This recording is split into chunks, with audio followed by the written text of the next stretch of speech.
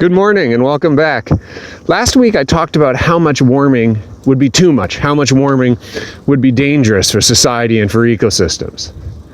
But it's not just the amount of warming that matters, it's really the rate of warming that matters. If the planet were warming by 2 degrees Celsius, but those 2 degrees of warming took 10,000 years, we wouldn't be as concerned about it because society and many ecosystems and many species would have enough time to adapt. We're concerned about 2 degrees of warming or 1.5 degrees of warming now because it's happening so fast. It's happening, we're projecting this warming to happen in less than 100 years, much faster than most ecosystems and most of society can adapt.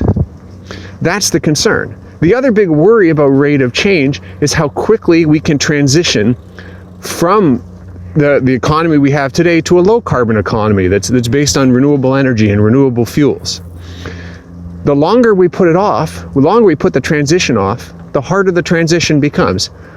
Had real serious international climate action started decades ago, when people first started warning about this problem, it would be more of a bunny slope. It would be more of a gradual transition.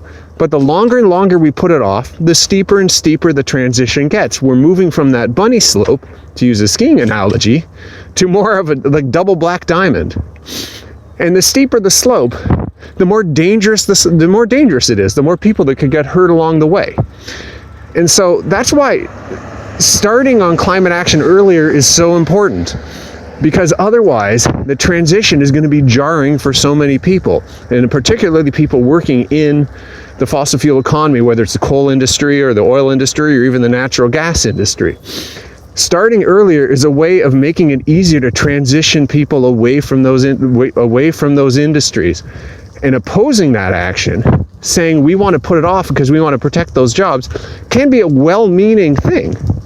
But if you oppose all action, you're actually just making the eventual transition, a transition that the world's pretty much agreed it wants to make. You're only making that transition worse for people.